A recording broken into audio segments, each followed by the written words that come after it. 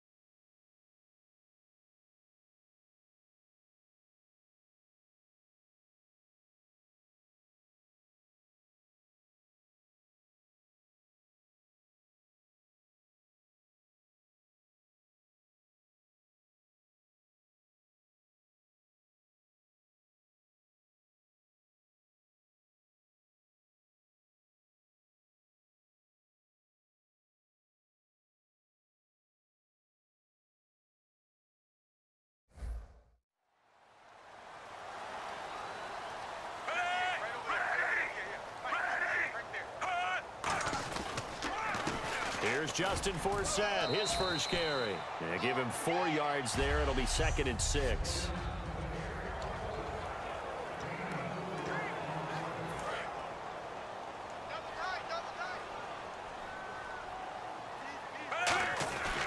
Again, they run. Again, it's Forsett. And they take him down, losing yardage back at the 27. It's a loss of 2, now 3rd down. And a nickel look here for the Bengals as they try to defend this on 3rd.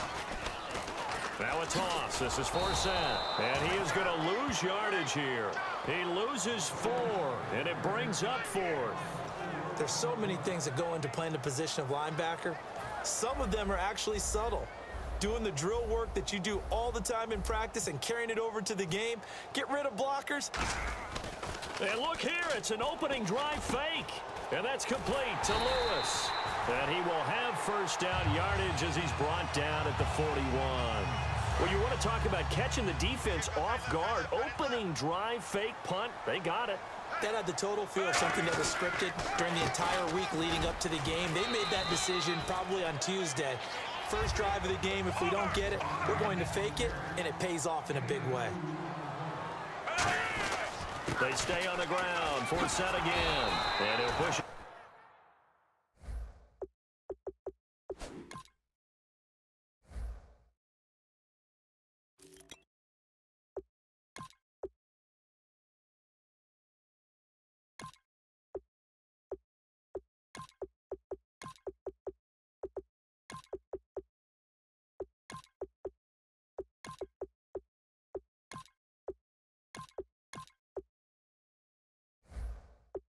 His way up to about the 44 here. So following the run, we'll see what they do here on 3rd down.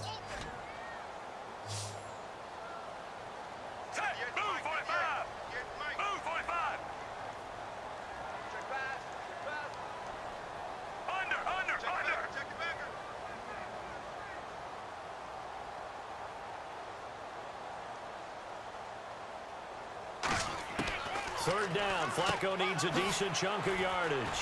Firing quickly here, and that's complete.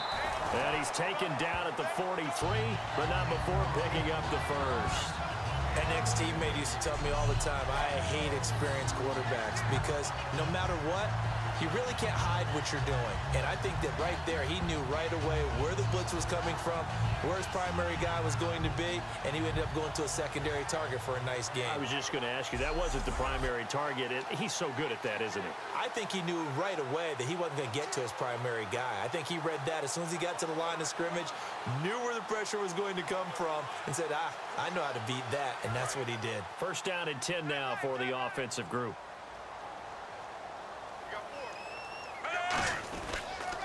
The first carry for a former Trojan. This is Buck Allen. And he's able to carve out about 6 there, down to the 37. And, Charles, let me ask you about this defense. I mean, it's been a tough year for Cincinnati in general, 3-7-1. Defensively, though, how have they held up? I think they've held up pretty darn well because when you look at the defense and you look at their scores throughout the season, they're in just about every game. Look at what happened with Baltimore. They're right there. I mean, the field goals that Justin Tucker kicked for Baltimore were really the difference in the game. The offense is just struggling moving the ball. And you've got players on every level on defense for Cincinnati. Carlos Dunlap, Vontaze Burfict, Drake Kirkpatrick. They've got guys that can play. They just can't get over the hump this season. That's going to go as a loss of 4, and it'll be 2nd down. All right, partner, despite my eating habits, I'm not big enough to play offensive tackle, nor am I quick enough. But with the defensive ends nowadays and their speed, those guys have to be able to punch and dance, and it's a tough, tough job to contain them. To pass, Flacco. And he dropped it. Now it was tipped, altered the ball a little bit, but he dropped it, and now 4th down. So on 4th down, here's the Ravens Pro Bowl kicker, Justin Tucker, out onto the field. And this a 39-yard attempt. And Tucker's kick right there. It's good. And the Ravens strike first at 3-zip. And I think now's a good time to point out that Justin Tucker, and we can thank Ed Brady for this stat, became the first player in NFL history to hit 3 field goals of 50-plus yards in the first half of a game in Week 12. How about that? 52 yards, 57 yards, 54 yards. And you know the leg Justin Tucker has. He's not just eking the ball over the goalpost either. When he hits it, it's still rising as it goes through from that distance. He's phenomenal. Absolutely a terrific weapon for Baltimore, and maybe the difference in their season going down the stretch.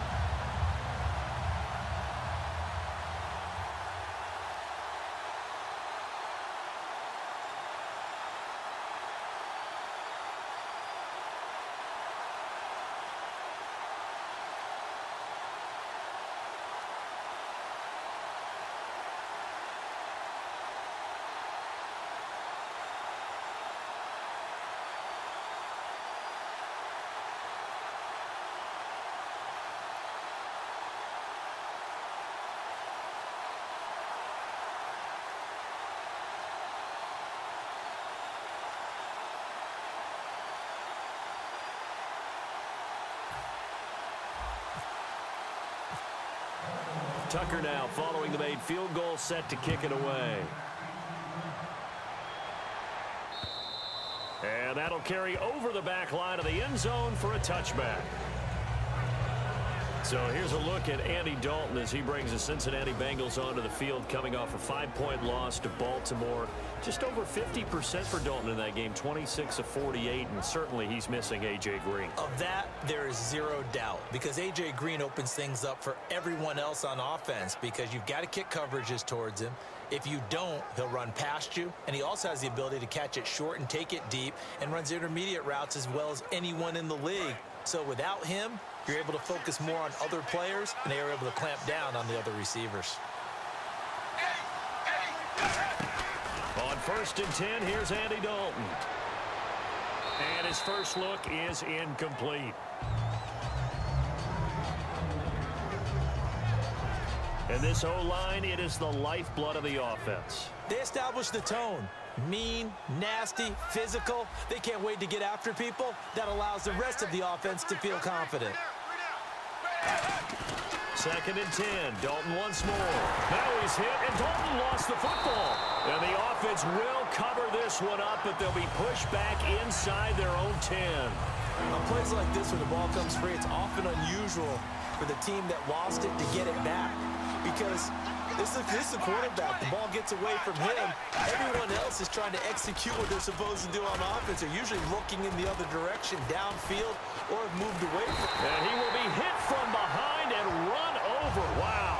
The 6-time Pro Bowler, Terrell Suggs, in there to drop him for a 6-yard loss, and that'll lead to a 4th down. 3rd and long, defense with no fear. They brought the pressure. Zero fear at all. That means they feel really good about the guys who are going to cover. But the biggest one is they think their pressure will get there before he has a chance to find an open receiver. Oh, he slipped right by him. A very good return there. Give him an even 20 yards. And the Ravens set up well to begin their drive, as it'll begin in enemy territory already. As Baltimore comes back out, you mentioned earlier the importance of them being around 100 yards rushing to have a lot of success. And in week 12, West and Dixon, they were mirror images of each other. 13 carries, both right around 50 yards. And don't forget, quarterback Joe Flacco and his knee brace ran for 19 yards. So they were comfortably over 100 yards before they gave it back at the end of the game.